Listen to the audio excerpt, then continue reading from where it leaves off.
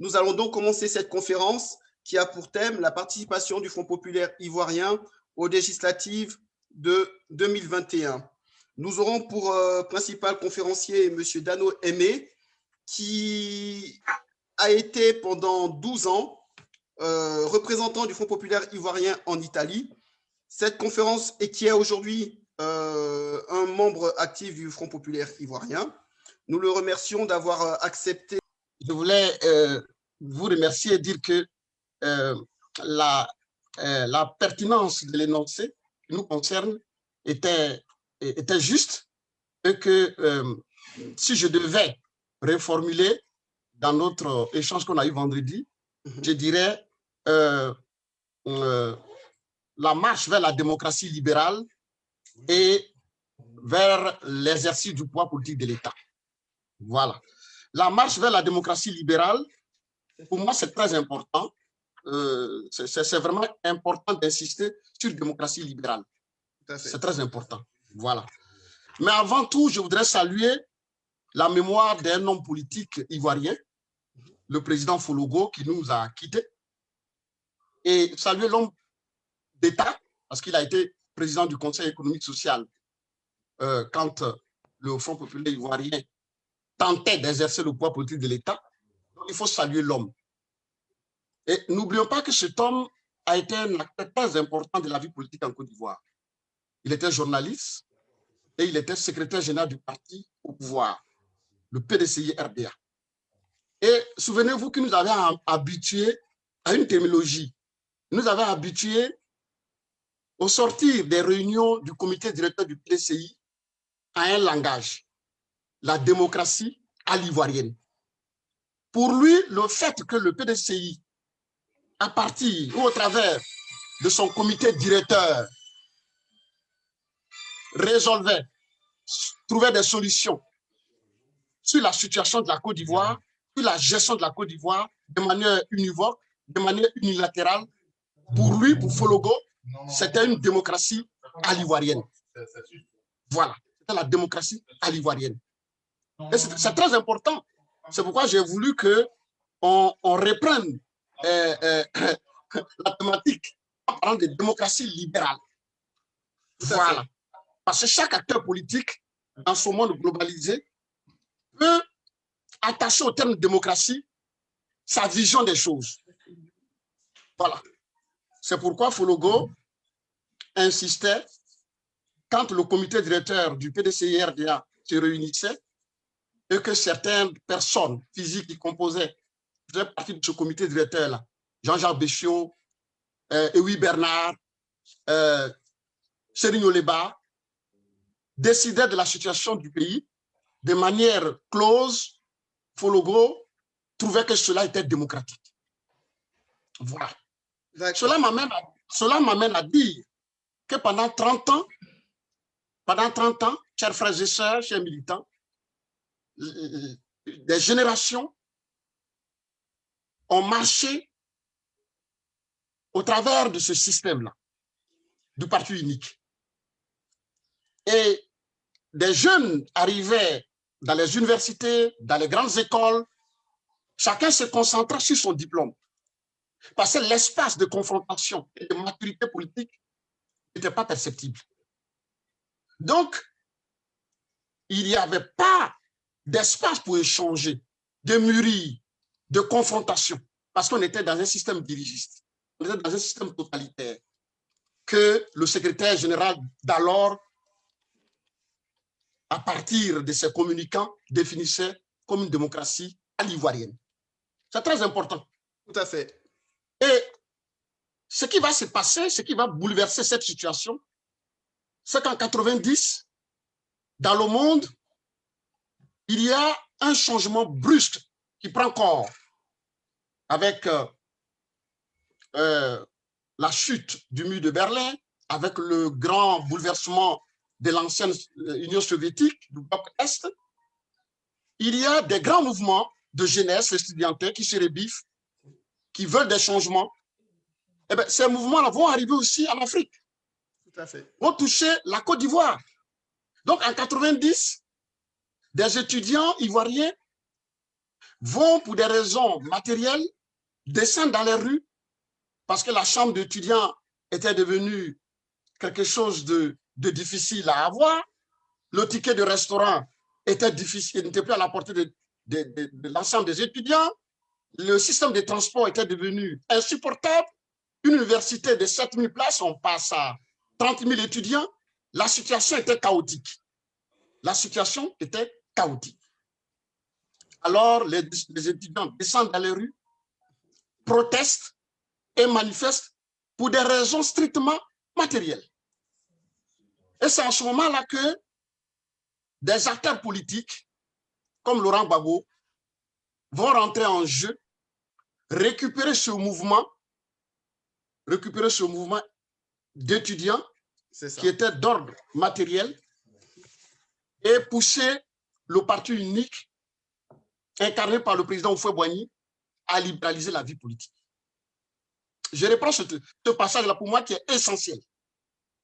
Les étudiants en 90 descendent dans les rues parce que la malgestion de notre économie a généré une crise. Et à cette période-là, un vocal va naître dans la configuration politique ivoirienne, la conjoncture qui n'est pas dans aucun pays. Pour se justifier, le pouvoir trompettait ce langage. Et en même temps, voulait faire des coupes, alors que les populations et nos parents étaient déjà assez démunis. Donc, les étudiants descendent dans les rues pour dire non à ce énième sacrifice. Ça va perdurer, mais c'est là que des hommes politiques qui étaient dans la clandestinité, qui écorchaient à petites gouttes, comme une goutte d'eau sur une roche, le parti unique, vont rentrer en scène, récupérer la situation et permettre au président Houphouët de libéraliser la vie politique. Voilà. Mais ce qui était impressionnant, et ce qui est mieux de dire, c'est important de dire, quand on obtient la libération de la vie politique, il y a une personne physique, une personne essentielle qui incarne ce travail-là. Il faut que vous le sachiez. Il y a une personne, c'est une expérience personnelle d'un jeune Ivoirien qui la raconte et qui la partage. Il y a une personne qui symbolise ce combat, de la transformation de la vie politique en Côte d'Ivoire, c'est Laurent Gbagbo. À ce moment-là, c'est Laurent Gbagbo. C'est Laurent Gbagbo. Et à ce moment-là, c'est la curiosité.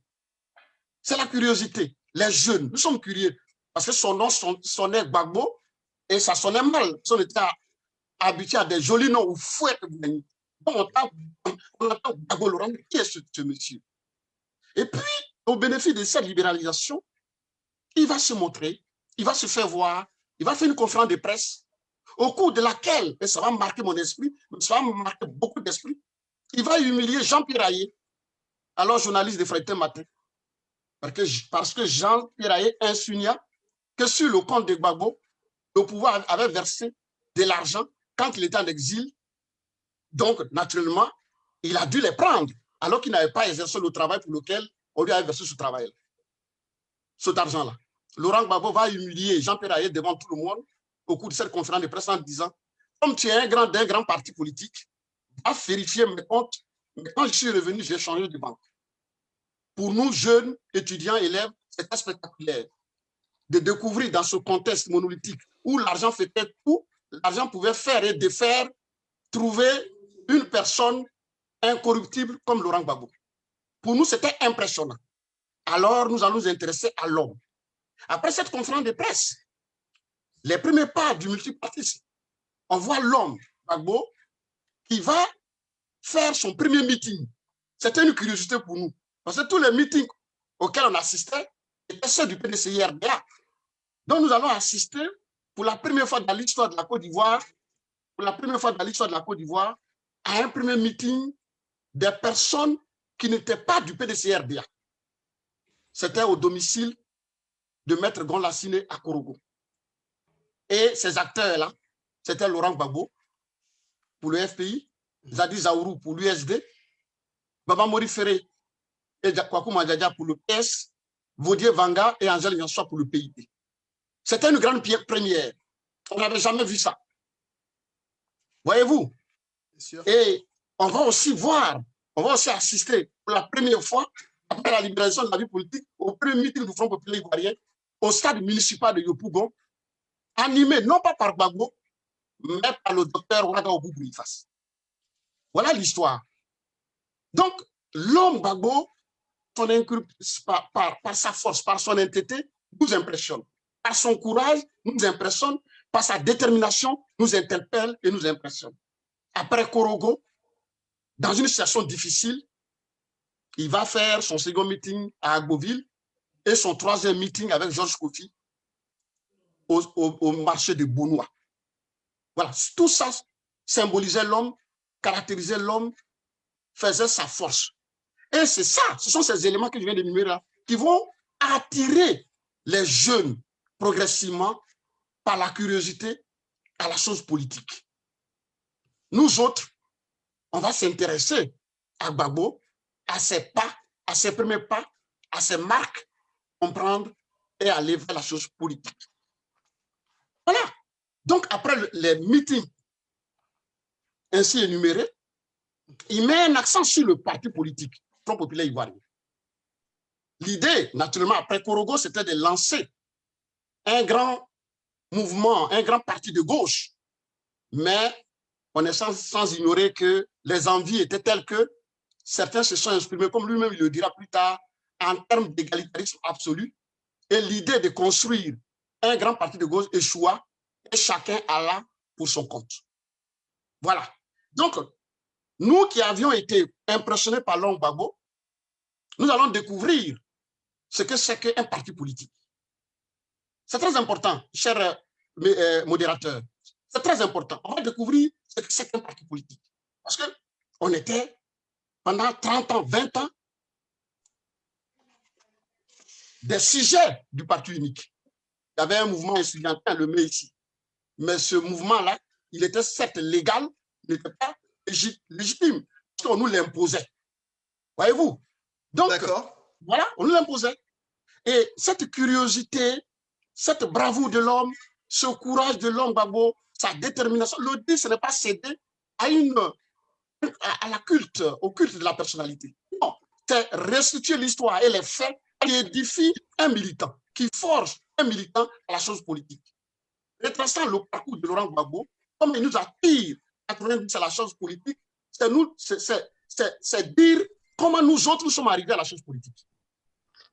Là, donc, il crée le Front populaire ivoirien et son honnêteté, son courage, sa détermination fait que nous autres, nous nous intéressons à ce parti. Et dès l'instant où nous nous intéressons à ce parti, il met en avant l'idéologie de ce parti. Alors nous autres, nous allons découvrir le socialisme. C'est ça. Parce que quand mon ami Le Bognon que je vois là, la Suisse, oui. Mon ami Agnero, Roger Latte, que je vois là, étudiant de Stendhal, tous ces jeunes-là, mais quand ils étudiaient, ils se concentraient sur leurs études, a priori. Parce qu'on était dans un contexte monolithique qui ne permettait pas le débat des idéologies de mes répliques. Voyez-vous? Donc, grâce à Gbagbo, grâce à son chemin, grâce à son courage, grâce à son combat pour libéraliser la vie politique, nous allons nous intéresser à la chose politique et ce que ça implique. Donc, le parti politique et son idéologie. Donc, dès l'instant où Laurent Gbagbo parle du Front populaire ivoirien et puis parle de socialisme, on est curieux de savoir ce que c'est que le socialisme. Et on découvre ce que c'est que le socialisme. Mais en même temps, cher modérateur, ce qui est impressionnant, on va comprendre à partir du multipartisme, en fait, ce que Fologo appelait la démocratie à l'ivoirienne n'était que la démocratie autoritaire. N'était que la démocratie autoritaire. Et que la démocratie autoritaire, pour quelqu'un qui a flirté avec les sciences juridiques, repose sur 3 substances. Le plébiscite constituant, le pacte et l'octroi. Et dans le cas de la Côte d'Ivoire, le président Houphouët était élu chaque 5 ans au travers d'un plébiscite constituant, qui est un procédé au travers duquel le peuple intervient seulement pour dire oui, oui et oui. Et c'est comme ça que pendant 30 ans, le président Houphouët a été plébiscité au travers du plébiscite constituant. Donc, à partir de cette curiosité, que la force la clairvoyance que Gbagbo a suscité, regarde Daniel que je vois, Roland que je vois, vont s'intéresser à la chose politique et comprendre l'idéologie du Front populaire ivoirien. Voyez-vous? Et c'est très important. Parce que ce que Fologo appelait, en fait, en réalité, au quotidien, la démocratie à l'ivoirienne, c'était la démocratie autoritaire. Elle est dit, et je le répète, c'est la démocratie autoritaire. Avec ces instruments, à l'opposé de notre thème, la démocratie libérale. Par opposition à la démocratie libérale, qui, elle-même, la démocratie libérale, a ses instruments. Je vais vous donner un exemple, la voie référendaire. Voilà. Donc, voilà deux démocraties qui s'opposent. Alors, camarade, sans te couper, j'aimerais que tu reviennes sur cette conception de démocratie libérale. Bien. Mais naturellement, c'est ce que je disais. J'ai dit, et c'est pour ça que j'ai pris, pour mieux, c'est pourquoi j'ai salué la mémoire de Fologo, et j'ai voulu démontrer, je veux démontrer que qu'en fait, dans notre noirceur politique, dans notre cécité politique, dans notre inculture politique, on était persuadé que quand le comité directeur du PCI finissait, on était effectivement dans la démocratie. Et que quand Fologo disait que cette forme de s'exprimer, de faire la démocratie à l'ivoirienne, nous, à notre ignorance, on pensait que comme les gens dans un cadre univers discutaient et ils trouvaient des solutions, c'était démocratique. C'est plus tard qu'on va comprendre qu'en fait, cette forme monolithique de faire les choses-là était la démocratie autoritaire.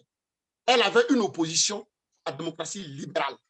Tout à fait. Libérale parce qu'elle libéralise. Elle est l'expression de la différence. Tu comprends? Voilà. Tout à fait. Elle est l'expression de la différence. Et j'ai dit que la démocratie autoritaire a des instruments qu'on voit pratiquement dans les premières heures des sciences juridiques. Voyez-vous, en droit public, dans la partie constitutionnelle. La constitution, c'est un procédé non démocratique qui appartient à la démocratie autoritaire. L'octroi, c'est un procédé non démocratique qui appartient à la démocratie autoritaire. Voilà, c'est ce que je voulais dire. La démocratie libérale, c'est celle-là qui nous permet d'exprimer la différence, sans, j'aime toujours ajouter, sans cruelle animosité. C'est très important. C'est pourquoi, quand a priori on a dit la marche vers la démocratie, d'insister pour qu'on accompagne à la marche vers la démocratie libérale. Parce que, à mon sens, la démocratie a une définition multiforme. Voilà, c'est clair. Donc, tout à fait. Voilà. Donc, avec Laurent Gbagbo, nous allons apprendre ces schémas-là. Et nous allons comprendre que le socialisme dont il parle, il ne pouvait même plus s'appliquer après l'ère mitterrandienne. Parce que Mitterrand même avait échoué à appliquer le socialisme qui est dans son essence originelle, qui est la nationalisation tout azimut des grands secteurs de production. Tu comprends? Nous comprenons. Donc, en ce moment précis, le militant que je suis t'informe et découvre qu'en fait, si on est socialiste, comme le dit Laurent Gbagbo, nous sommes déjà remis en cause par rapport à l'idéologie. Dans notre exercice du pouvoir politique de l'État, il n'est pas question d'appliquer stricto sensu le socialisme dans ses fondements, disons, fondements originaux. Voilà. Il faut donc arriver à moderniser ce concept-là. On en arrive à la démocratie, au social de marché.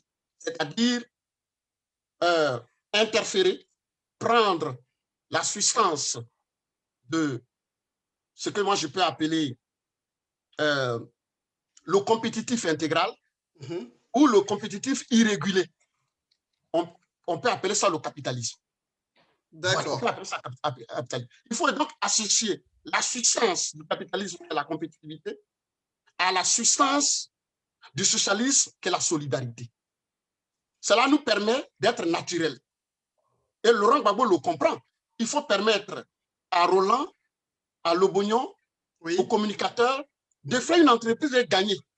En même temps, il faut créer des conditions de la solidarité envers les faibles. Donc, on propose l'AMU. C'est des exemples que je donne.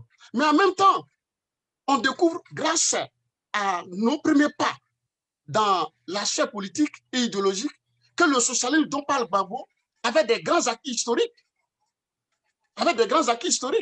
L'école publique de Jules Ferry, le suffrage universel, les congés payés, le vote des femmes. Voilà des acquis que le fait de militer, chers frères, le fait de s'intéresser à un parti politique, le fait qu'il nous fait découvrir, c'est ça qui est important. Nous découvrons que ces acquis fondamentaux-là nous ont servi parce que nous avons fait l'école publique de Jules Ferry, en Côte d'Ivoire. Et que ces acquis-là, même dans les pays dits ultra-libéraux, ces acquis-là, ils vivent.